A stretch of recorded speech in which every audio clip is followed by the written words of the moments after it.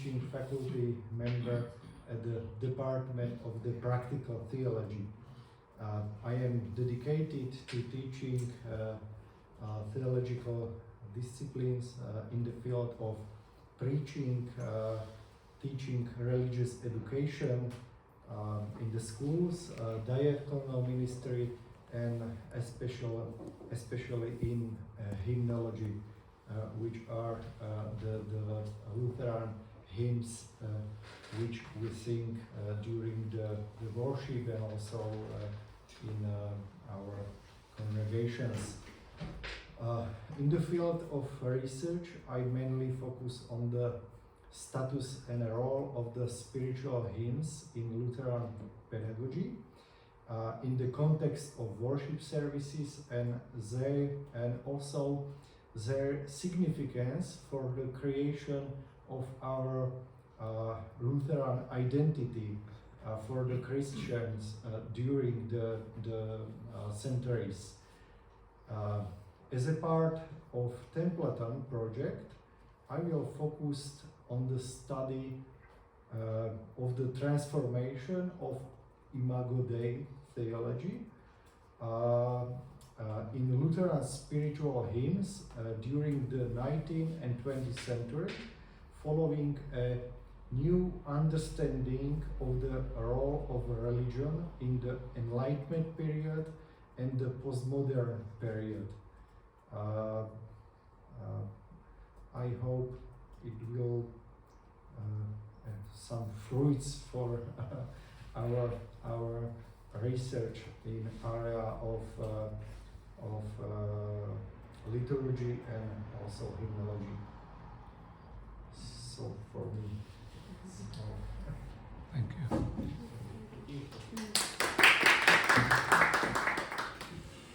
Thank you. Xin-chào, hello, and welcome once again at our faculty. My name is Maroš Micak, and I'm a Vice Dean for International Affairs, Research and Development of this faculty. So, concerning my responsibilities, I'm also coordinator of the Erasmus Plus program, and then also I'm co-working with my Vice Rector for International Affairs within the European project ENLIGHT. Within this European project, we have cooperation with 8 different universities, so 9 different universities altogether. And then also responsibilities concerning the international and domestic research project. To my research topic belongs Oriental Church history. So I'm working mostly with the Syriac manuscripts from different periods, from the late antiquity and Middle Ages. So I'm doing analysis of poetic theological texts, mostly from the geographical region of today's Iraq and so Mesopotamia. Of course, this church was the biggest church in the world in the 13th century from the geographical point of view, because in the geographical area of today's China, they had at the time 70 dioceses, more than 70 dioceses, and in today's Beijing, there was also Archbishop of the Syriac Church. So from this point of view, my thoughts are often in Asia. So yes, it's shortly my work. Thank you. So my name is Katarina Valchova, as you know. I'm a Vice Dean for Study Affairs, which means a lot of work with the students and the teachers and the schedules, and simply all that is connected with the educational process. It also means to observe the legislation and to imply new rules for the educational process. What I focus on, besides all this huge administrative work, is practical theology. I am from the same department as my dean and the department head, but I focus slightly on some other fields of practical theology.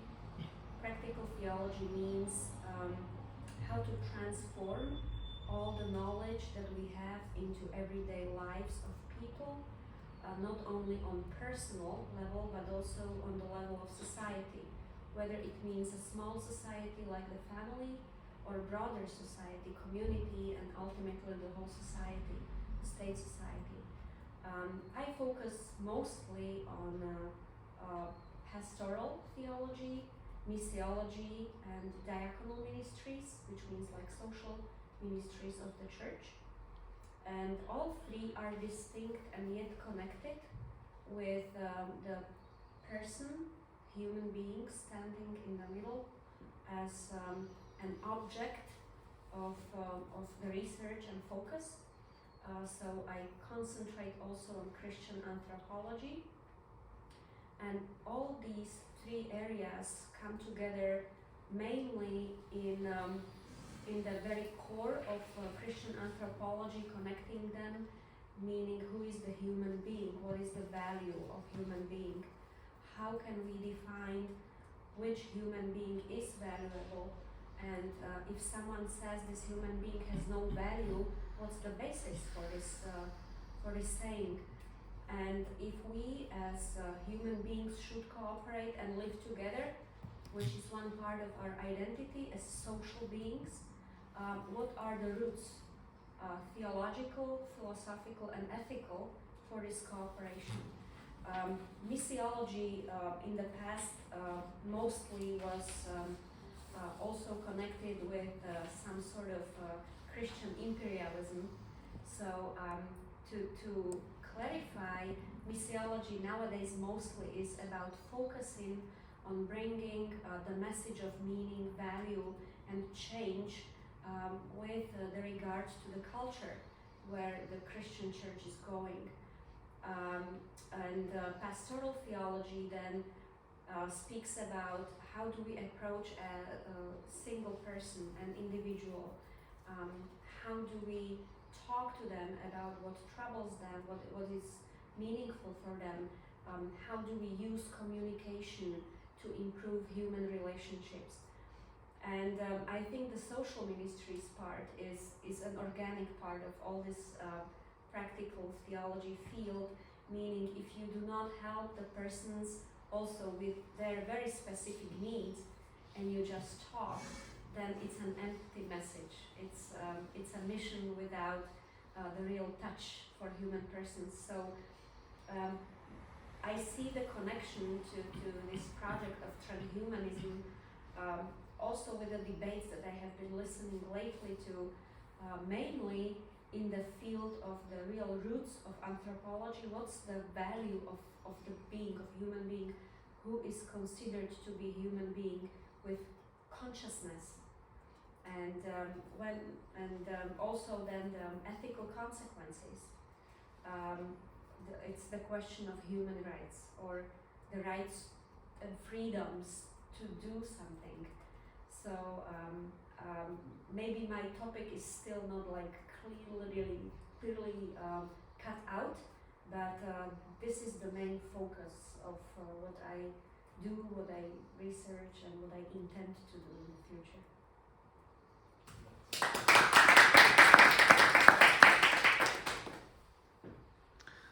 Thank you very much. I would like to use the opportunity now, the opportunity that we have our Vice Rector with us.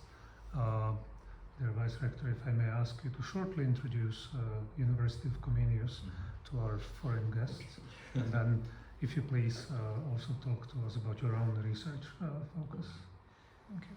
Thank you. Thank you very much for this unique opportunity. I didn't expect this task, but I will tell a few words about university.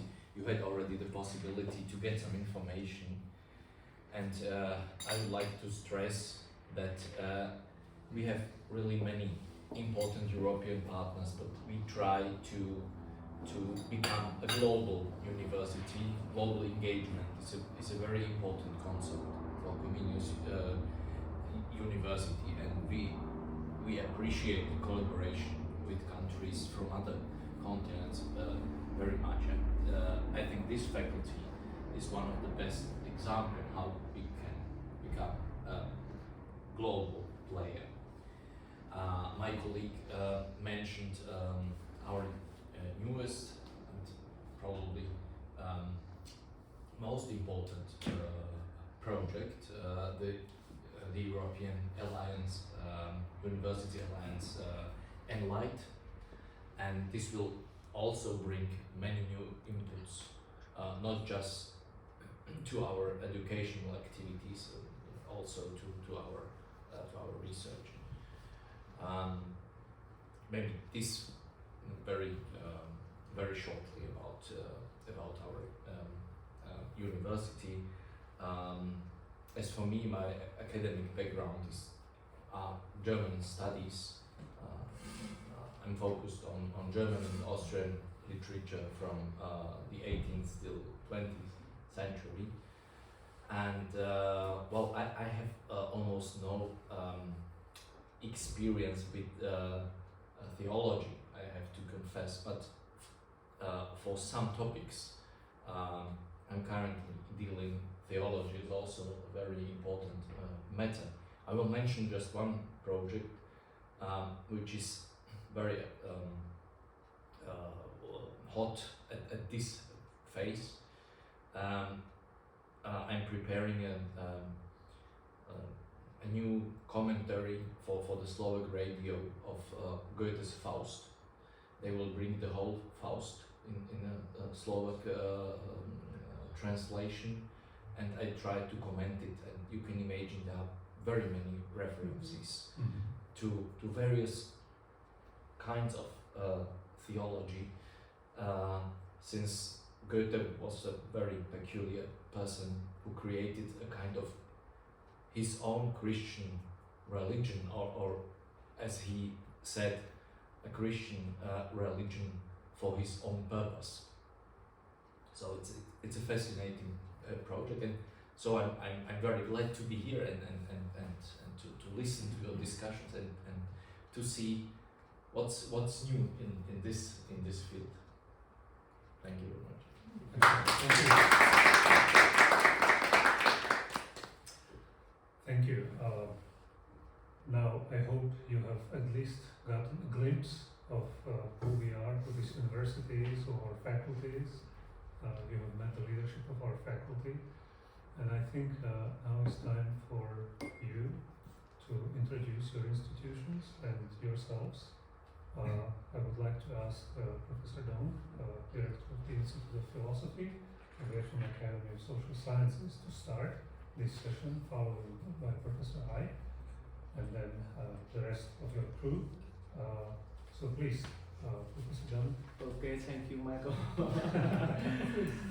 First of all, on behalf of our Vietnamese delegation, I would like to thank you for inviting us, for the hospitality and a very warmly welcome and a lot of very meaningful introduction you just gave me.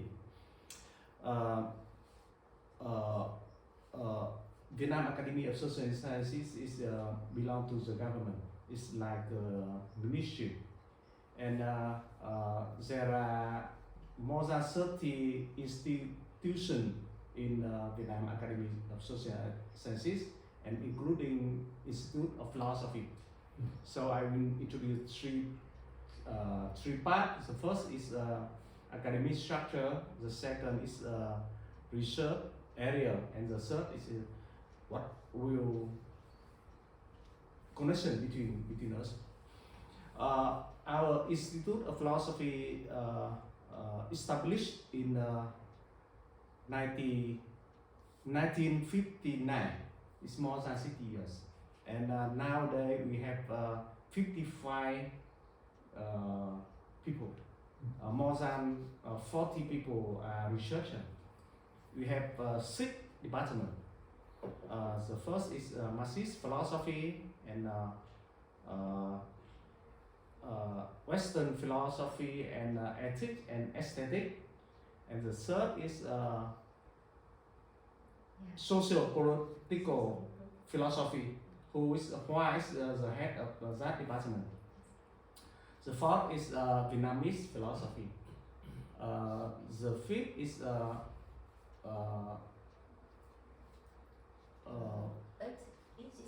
Eastern Oriental philosophy, or Oriental philosophy, and Marxism, and Vietnamese, Western, Eastern, political, and and Sikh. And so we have a journal, philosophy journal. It's the oldest philosophy journal in Vietnam, and the ranking is highest in Vietnam now in philosophy area, as well as in social sciences area. And we have graduate school belong to Vietnam Academy of Social Sciences, and I am the director of Institute of Philosophy, as well as I'm the dean of faculty of philosophy, politics, and religion. We just have doctor and master degree. Research as area, we just focus on this main topic. The first is fundamental philosophy. We focus on very fundamental topics like logic, ethics, aesthetic, and main issue of philosophy. The second, we focus on the philosophy of Vietnam today. It's quite related to politics and political philosophy. We have to solve a lot of problem new in Vietnam today. How to deal with social justice, human rights, democratization, and ethnic minority, and the dynamic of the development in Vietnam today. A lot of issues like that from philosophical perspective. And we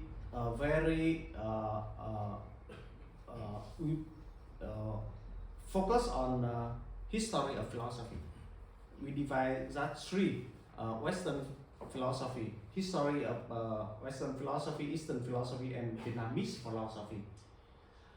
So we think the first and the last, we think we Institute of Philosophy with Evangelical, Lutheran faculty of theology will have further connection or cooperation. It's philosophy and theology is very close, and everybody tells that philosophy is the handmade of theology. It's right, it's true, right? And we research philosophy, but we have a long history of research religion, especially the thought or the philosophy of religions, but not much on Christian, but we more on Oriental religion like Confucianism, Taoism, and especially Buddhism. But we have a long history of research Christian thought, and we still, for example, in international cooperation, we have keep close relation, Michael, you know, with RVP, the Catholic University of America, and or some organization like some funds of Germany, like Misio and Miserio, the Catholic fund there, or especially we organize a lot of some very important conference between with Vietnam Bishop Conference. Yeah, we have a very close relation with them. So I think we will cooperate dialogue between the East and the West on theology, on philosophical aspect. And at the end, I have to say thank again, especially to Michael, to Katarina, our old friend, very close friend, and why the bridge between us. And I hope you will our very close friend in near future, and I hope can discuss with you next time in Vietnam. Thank you very much. Thank you. Thank you. And now, Professor Harry, can I ask you? First of all, I would like to thank all of you, especially Michael and Katrina and Milan, for the yesterday and today very interesting day for me and very impressive trip to Europe. For me, I am very different from the rest of the people in the room here because I'm physicist. I did my PhD in France, and I did my postdoc in the US, and since then most of my work is focused on physics and nanotechnology and material science. In fact, it's my master thesis focused on theoretical physics. But since then, I don't know, for a long time, I interested in general science in general. So since 2006, I've been teaching natural sciences in my university, Vietnam National University. So first of all, I would like to present Vietnam National University. So in Vietnam, we call it four V. So Vietnam Academy of Science and Social Sciences, Vietnam Academy of Science and Technology. So that's two research-oriented academies. And we have two key universities. Vietnam National University in Hanoi is my university, and another one in Vietnam National University in Ho Chi Minh City. So which is for key institution for focus on research and education. For example, in my university is, of course, we've been teaching a lot, but we do a lot of research at the same time. So, and I think also for the two academies of science, technology, and the social sciences, now they try to move from research and also training. So we have to combine everything. So now we have a tendency to develop at the same target. So it's a four institution, it's the biggest one in Vietnam, and the head of that not the head, but also the president boards of that four universities and its academies are appointed by Prime Minister. So for example, I am the vice president, so I was appointed by Prime Minister. So Vietnam National University Hanoi is the oldest university in Vietnam. We don't have the long history like Comenius University here, because the model university just came to Vietnam since the French came. Mm-hmm. So that's why we just the history is since the beginning of the 20th century. So our university is established in 1906. At that time, because the French established, so it's called Indochina University, but established in Hanoi. And then in 1945, when we got the independence from the French, from the Japanese, and we established the Vietnam National University. So it's a general name, there's no Hanoi, no Ho Chi Minh, it's just the Vietnam National University. And then we separated because the French came again. So we have to fight until 1954. We got the independence from the French. So we established a new series of university. So my university at that time was changed to Hanoi University. So until 1993, we gathered several universities and to establish the Vietnam National University in Hanoi. It's the first national university in Vietnam. And then 2 years later, we established the Vietnam National University in Ho Chi Minh City, which is in 1995. So you can say that it is a history, a very brief history of education and research in Vietnam. So we are in the collaborate with each other. So that's it. My university up to now, we have almost 4,500 people. They including 2,500 faculties, researchers and lecturers. And we have 45,000 university in over different levels, from secondary school, high school, and of course undergrad and to PhD. So we have only the high school students also, but our high school system is very most prestigious in Vietnam. So normally, for example, this year we have seven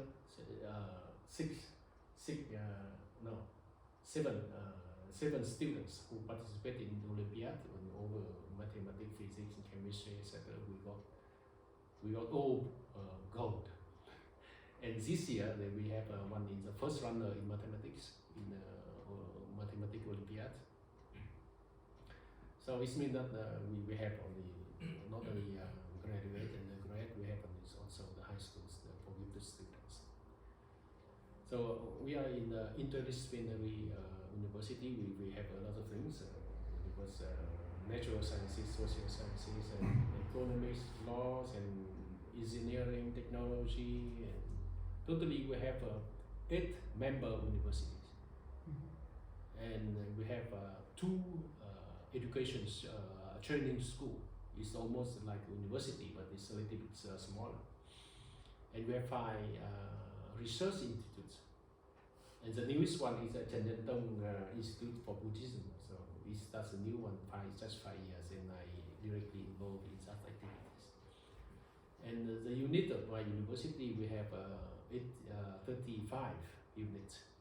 So a lot of things together, like we have 31, but we have 35 units totally. So it's a general.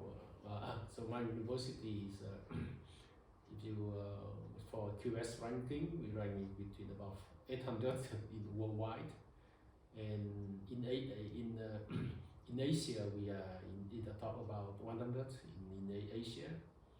And for particular subjects, for example, mathematics, physics, and astronomy, engineering and technology, and social sciences also, we are in the top 500 QS ranking. So it's a very brief introduction of my universities. For me, most of my time is in University of Science, where I did I've been doing most of my research. But for teaching, I teach many natural sciences. But for all over my university, from University of Science, University of Technology, and even for the other university, economics, etc. Every different kind of students, the same subject but very different audience. So I've been teaching since 2006 up to now, and about 5 years ago, at the beginning is that philosophy and religion is just my hobby. I don't think that one day I can consider this as a subject to do research. But I don't know, but I met people here and from Institute of Philosophy, and also in our university, in University of Social Sciences and Humanities, we have a faculty of philosophy also. But they are focused on teaching. They're teaching Marxism and Leninism. So they because in our system is that all students, the new freshmen, have to follow such kind of course. So for my university, each time I recruit the 10,000 students. But you see, in all Vietnam, so we have about 400,000 students who have to follow this course. But I keep contact with Dong and his institute, and also the faculty of philosophy, and many education organization. And I found out that teaching Marxism and Leninism, it's like about 50 years ago. It's just freeze at the time and no update at all. So I try to update with model science to the content. It's the same content, but we should update to the model sciences to that one. This should be very beneficial because each year almost 500,000 students study each year. So it's really a large number of students. If we can do that, so it should be very, very high impact. Another one is that we established a new institute, the Buddhist Institute of Chanentong. Chanentong is a king he was in the 13th century when the Mongolia Empire invaded almost all over the world, but when he invaded Vietnam twice, but he was defeated 3 times. 3 times, but when Chanentong he led the Vietnamese against him twice. So after 3 times unsuccessfully, and Mongolia stopped the idea of conquer Vietnam. So Chanentong then he retired from his empire, and he became a monk, and he established the only, I can say that now is the only Jain, Vietnamese Jain, and so we call the engaged Buddhism. It's the same idea as you that, okay, normally when Buddhists follow a practitioner, they try to separate them from the real life. They try to isolate them and they try to focus in their mind and get the nirvana, liberated himself. But the idea of Chanentong is that he do not want to, he want to engage the Buddhist value to the society, but not in the level of the individual. It's the same idea as you, that in the level of, because he was a king. so he want to bring the ideas to entire the nation. It's not only individual between individual and individual.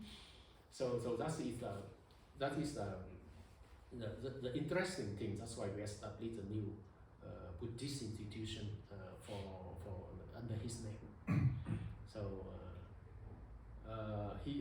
the one who the founder of that institution now, he is the Minister of Education and Training in Vietnam now. He was also my president.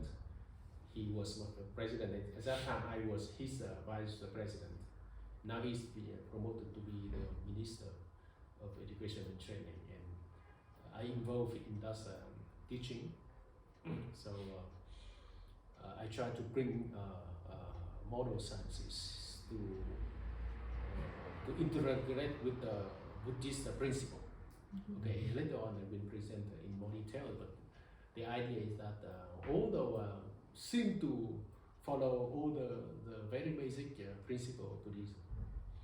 So it's what I'm doing now. So it means that okay. So for physics, I don't want to say to speak with you. Sometimes I talk with Michael about my own research on nanotechnology, on engineer, on energy, etc. But it's not related to that symposium so much.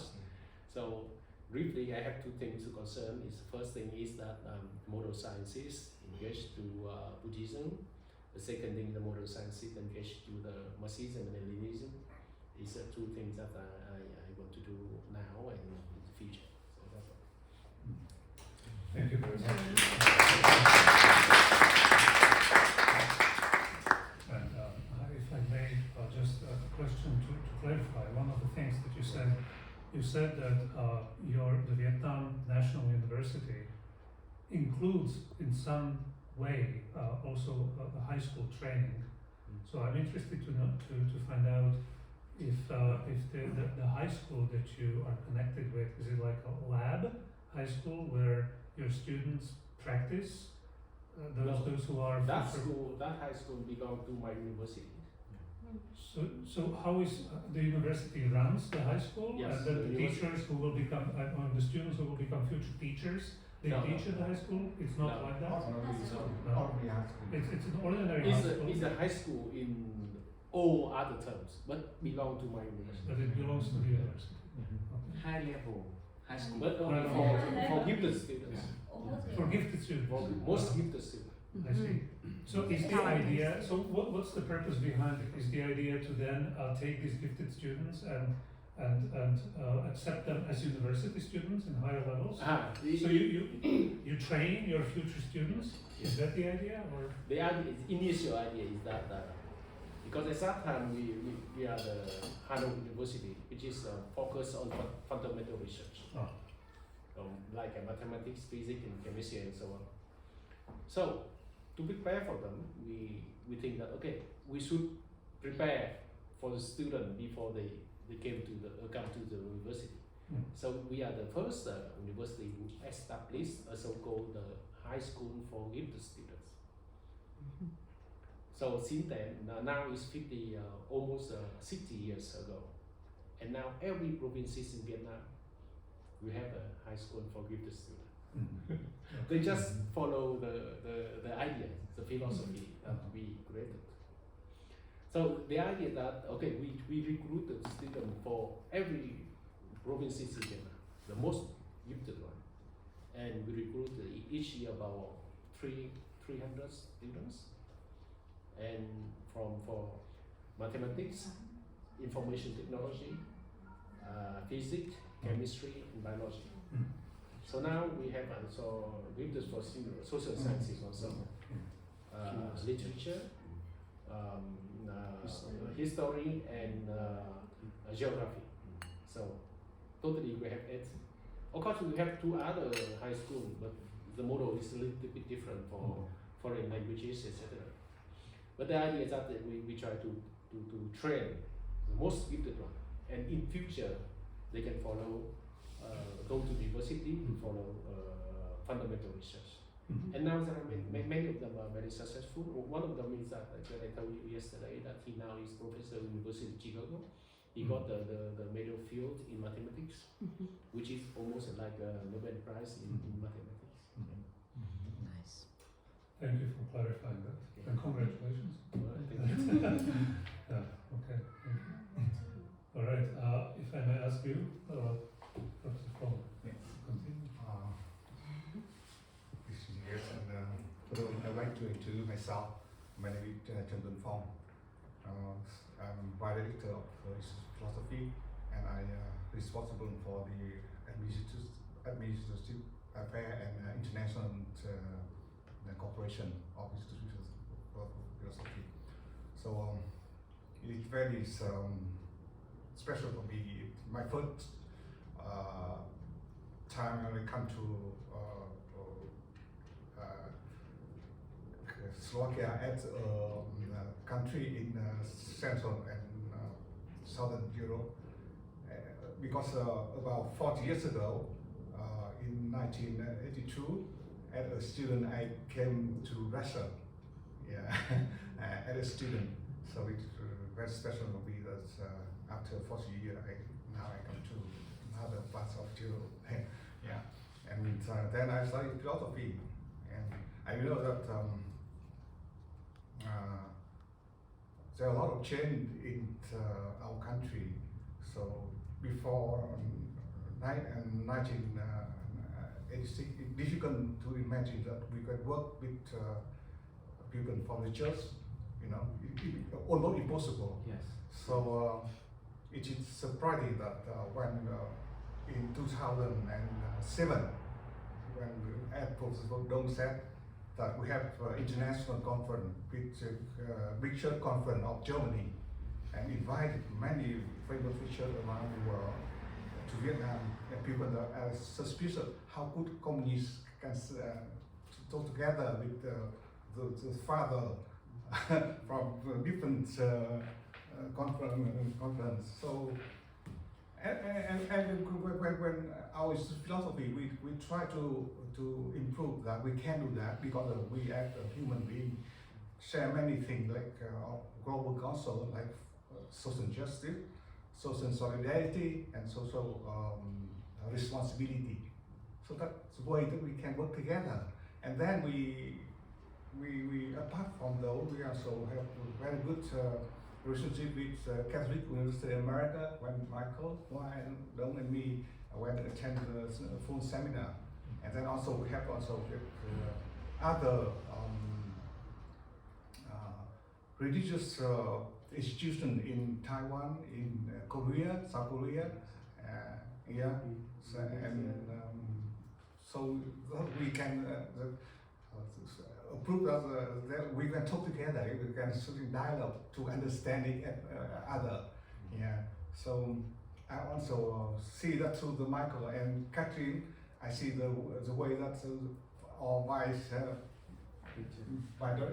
about we would like to grow in prayer.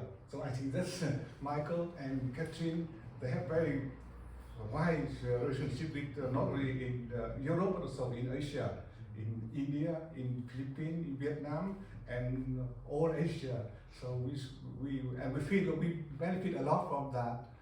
And with Michael and Catherine, we and with the internship of Nguyễn Thái Đông, we just a lot of conference on the common topic about social justice, about solidarity, and about values, so that we can talk together, and it mutual benefit, because we think that like the Pope, I think he said about the we cannot fight, but the bird cannot fly with one wing, right? Mm-hmm. So we can fly both with faith and reason, right? Yes. We have to learn from the Catholic University of America. So we can people from faith and people with reason can sit together and make a lot of contribution and share experience, because we should be learn from each other. So that's why we in our philosophy we will try to do that. So I think that's why when I come here, I understand that there are a lot of things that we can work together. And here I just to the work, I feel that the hospitality and very special hospitality. And I said that to Michael and Catherine and Milan that we wasted a lot of your time, but you are very kind host. So we feel like at home here with friends. We share different thoughts, and just that is why I would like to express my feeling and my what I get just for why I came here. And about me, just as a research scholar, I interested in Marxist philosophy, and also at the Professor side, one of the important part of our research topic is we research on the issue raised from the practical development of Vietnam, because we know that our philosophy belongs to Vietnam Academy of Social Science, and we like a very important institution of our government, and always could advise like advisory for our government, our party in important issue development of Vietnam. So that's why we have very important conference and exchange with different scholars. We would like to share and widen our perspective on different issues important to our development. Yeah. So for example, in my case, when I'm Marxist philosophy, but I think that the topic that Michael offered us is about transhumanism. Of course, in Vietnam we have very little, not very much knowledge about post-humanism and transhumanism. So it really tough for us when Michael invited us to the conference. I think how we can understand those post-humanism and transhumanism. So I try to see that in terms of human and human development. I think I try to think that and to about this connection between posthumanism and transhumanism and Marxism. When I reading it, I think there are a lot of things that we can learn. And when we come here, I hope very much that we can learn from you from different perspectives, so we can enrich our knowledge about human development, and we can step our in future our cooperation and our research. So we are work together not only for our government, our country, but our as researcher. Yeah. So that's why I'm very appreciate the invitation and when I come here. So I hope very much that when you come to Vietnam, you can understand our situation, similarity and difference between our country, and we can work together and for the better future of humanity. So that's just really some briefing of our philosophy, where the part that I am responsible and about my research activities that link to the concern of you here. Thank you very much.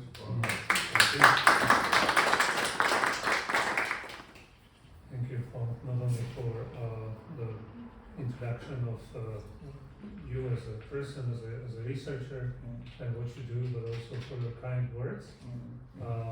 Obviously, it is easy to be hosts to people who are as kind and as adventurous and grateful as you are, all of you. We have hosted many different people, many different groups from different countries, obviously. And sometimes it's easier, sometimes, there are some challenges. But now obviously this is your first time in Slovakia, but so far as a host I can say that it's been very pleasant and very pleasurable for us. We have enjoyed ourselves, so thank you for coming and for being such good guests. Yeah, thank you. Okay, we'll continue in our introductions, and I would like to ask Dr. Hua to introduce herself now. Yes. Thank you very much for inviting me to talk about my career. Even that I come here many times, and that's the faculty like my second home here. But with the atmosphere, it makes me feel like I come here for the first time. I still feel a bit nervous when I talk about my career now. Like my director introduced me that I'm a head of department in social and political philosophy. Now I research on this measure, but I can turn back when I interned the Institute of Philosophy in 2000. At that time, I researched in the program of philosophy in mathematics because I graduate my major in graduate university. My major is mathematics. So after 10 years, I researched in mathematics. I turned on to research in Ho Chi Minh thoughts and many aspects like Ho Chi Minh thoughts on democracy, on human rights, injustice, on human development. Luckily for me that my directors accept for me to come participate the course in Washington DC that Michael and my director and my vice director came there. So luckily that I met Michael. So that's why now we are here because we are connected and we have a cooperation between the Institute of Philosophy and our faculty. And so then I, after research, many research on Ho Chi Minh thoughts, and when I go to Europe, and I think that I should to research on the Western philosophy. So, and I focus on Zolot thoughts on human rights. And with Michael's project in the transhumanism, so I try to connect the Zolot thoughts on human rights with the new challenges of transhumanism. And now I try to connect with the value of human development, and I focus on the Ho Chi Minh thoughts in this, and I want to connect with the problem with the theory of transhumanism. So I hope that is useful for our research in the future. Yes, that's my major research now. Thank you very much. Thank you. And last, more Vietnamese guests, please. Nice to meet you. I will very shortly introduce myself. My name is Tuyet, and I'm a researcher, and I am in charge of the scientific activities and international cooperation in the Institute of Philosophy with the Academy of Social Sciences. And as a researcher, I am interested in ethics and philosophical philosophy, and specifically, I like the issues of the traditional values and ethical values, and the transformation value in the context of economy in Vietnam and some country related to our country in the history and culturally, and through and I hope that today because with all of you, and I will know about some new knowledge about transhumanism, and I think it's good for me to continue to my new study in the near future. Many thanks for welcome us here today.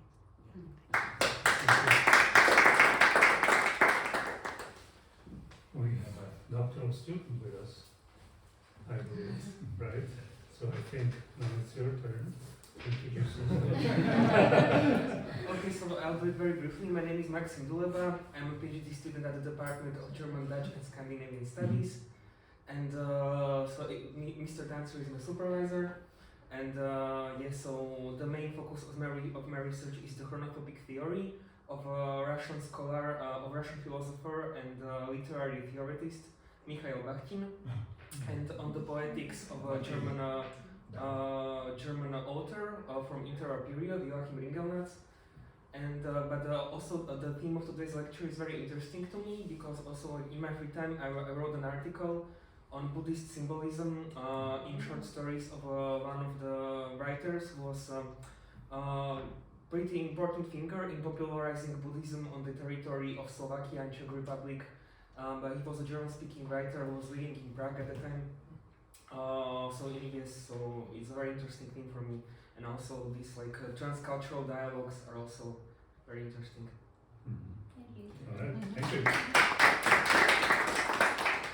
So you're not researching transhumanism yet? Not yet. Okay.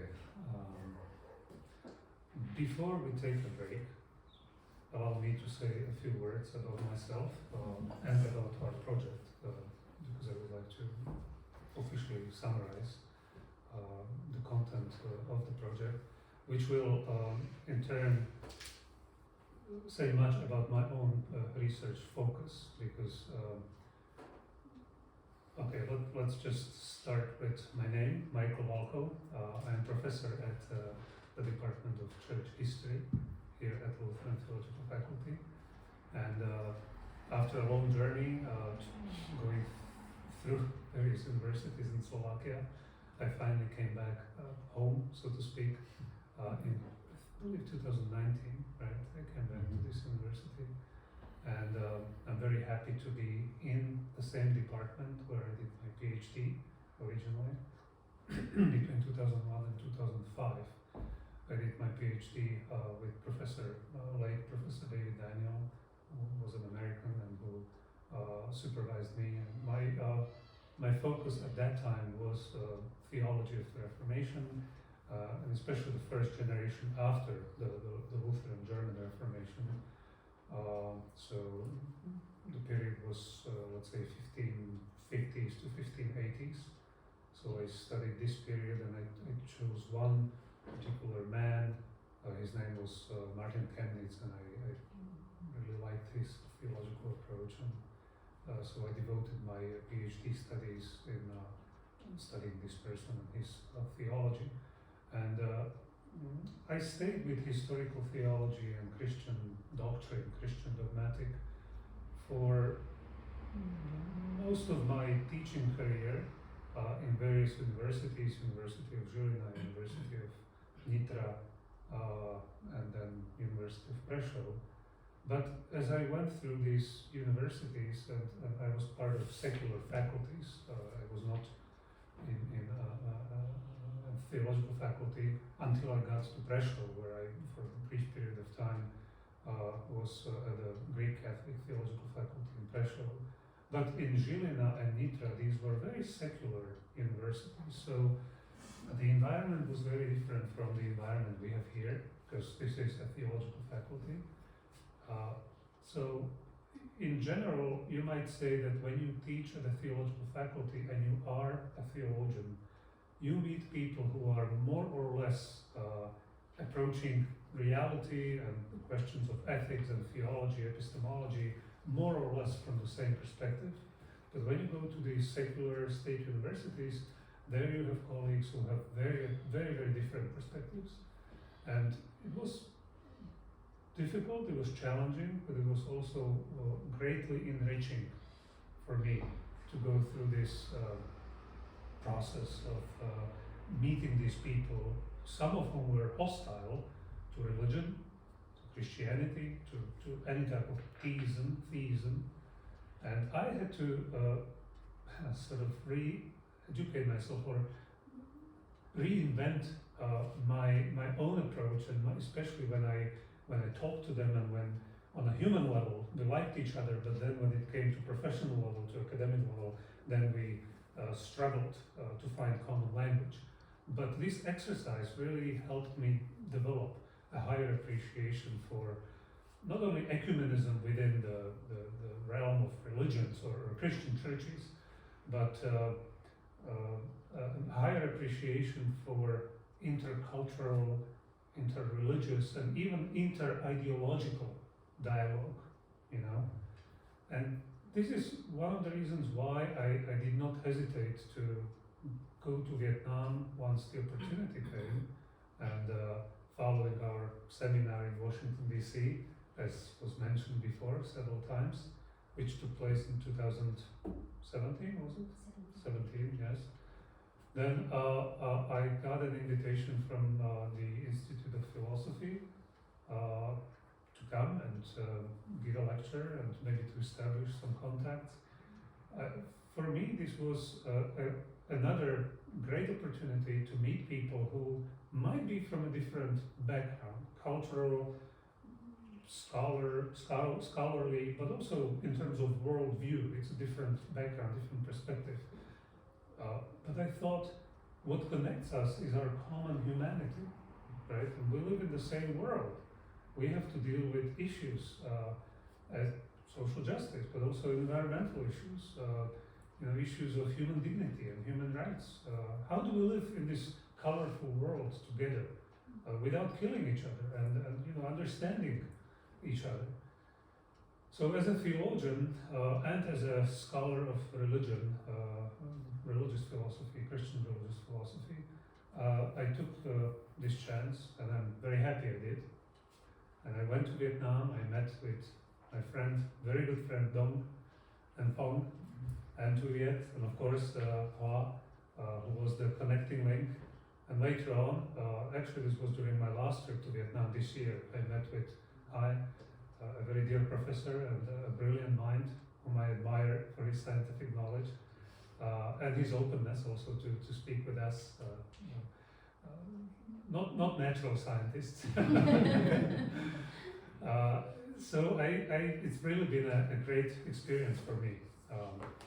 But let me just backtrack a little bit. So from my strictly theological career, I moved to more of a career of a religious scholar in general, scholar of religious studies, and my appreciation for various cultures and world views and their interaction, my appreciation grew.